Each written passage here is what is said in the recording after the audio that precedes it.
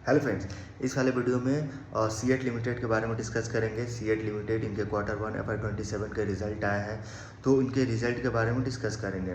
तो ये CEAT limited देखोगे तो ये कंपनी एक टायर जो है वो मैन्युफैक्चरिंग करती है, और ये सीएट लिमिटेड जो है वो आरपीजी इंटरप्राइजेस ग्रुप की कंपनी है, ठीक है। और आरपीजी ग्रुप देखो तो काफ़ी ऐसा नहीं है कि आरपीजी ग्रुप सिर्फ टायर का बिजनेस करती है, उसके साथ साथ कंपनी बहुत सारे बिजनेस में कंपनी काम करती है, जैसे infrastructure, technology, life science, tyre industry. तो बहुत सारे इंडस्ट्री में कंपनी का काम है। उसमें से देखोगे एक टायर इंडस्ट्री है आरपीजी ग्रुप का। तो सीएट लिमिटेड जो है वो आरपीजी ग्रुप की कंपनी है, और सीएट लिमिटेड जो है वो वन ऑफ द मतलब इंडिया में लीडिंग टायर मैन्युफैक्चरर है, ठीक है, सीएट लिमिटेड। और इनका देखोगे तो लगभग मतलब इनके 61K प्लस इनके टच पॉइंट है, 12K प्लस इनके परमानेंट एम्प्लॉई है, 50 प्लस OEM रिलेशनशिप है, ठीक है। देन इनका अगर आप रिजल्ट देखो तो लगभग 22% से ग्रो किया, इनका सेल्स ग्रोथ 22% से ग्रो किया है।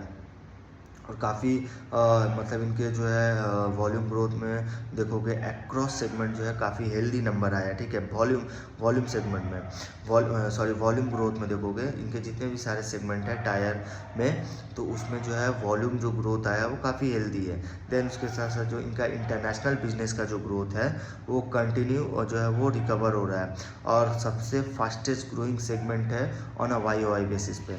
तो इंटरनेशनल मार्केट भी देखोगे तो इनका काफ़ी अच्छा इनका जो है वो चल रहा है। और वैसे भी देखोगे तो इनका जो प्राइस जो है वो हाइक हुआ है domestic as well as international market में।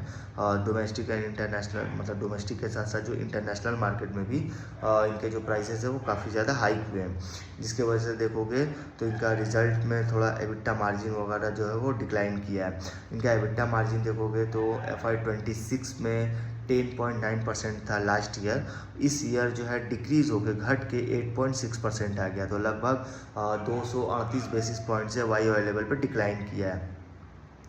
और इनका RM बास्केट देखोगे, जो रॉ मटेरियल का जो बास्केट कॉस्ट है वो इंक्रीज़ हुआ है लगभग हाई टीन से, जो है सिक्वेंशियल बेसिस पे हाई टीन्स से जो है वो इंक्रीज़ हुआ है, ठीक है। तो RM बास्केट जो है वो हाई टीन से इंक्रीज़ हुआ है।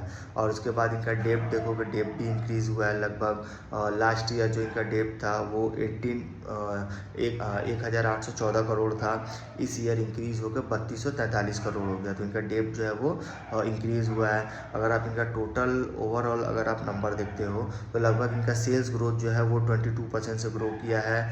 एबिटा निगेटिव है जो -4.3% है। एबिटा के साथ साथ एबिटा मार्जिन भी वो भी डिक्लाइन किया है, लगभग 238 बेसिस पॉइंट से डिक्लाइन किया है। और इनका पैट भी डिक्लाइन किया, मतलब 96.3% से पैट डिक्लाइन किया, ठीक है। तो नंबर कुछ खास नहीं है, ठीक है।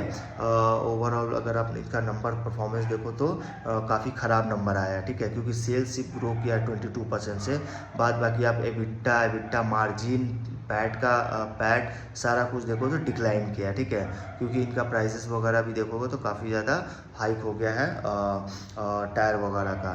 देन RM रॉ मटेरियल का कॉस्ट भी जो है वो इंक्रीज़ हो गया, वो हाई टीन से जो है वो ऑन अ सिक्वेंशियल बेसिस पे इंक्रीज़ हुआ है। तो ये देखो, ये इनका रिज़ल्ट रहा वो काफ़ी एवरेज, मतलब काफ़ी बैड रिज़ल्ट है, कोई जो है ग्रोथ नहीं है। और ये जो है काफ़ी पुरानी ग्रुप की कंपनी है, ठीक है, और इस पर जो है काफ़ी ट्रस्ट है, क्योंकि एक आरपीजी ग्रुप जो है वो काफ़ी पुरानी कंपनी है, लगभग 1979 से कंपनी काम कर रही है। पहले इनका कुछ और बिजनेस था, ये जो है पहले कंपनी जो है वो कुछ और बिजनेस करती थी, उसके बाद आस्ते आस्ते company infrastructures, technology, life science, tyre वगैरह में कंपनी ने इंटर किया। तो उसमें देखोगे सीएट लिमिटेड जो है वो one of the leading India manufacturer tyre company है, ठीक है। तो इस वीडियो में यहीं तक रखते हैं।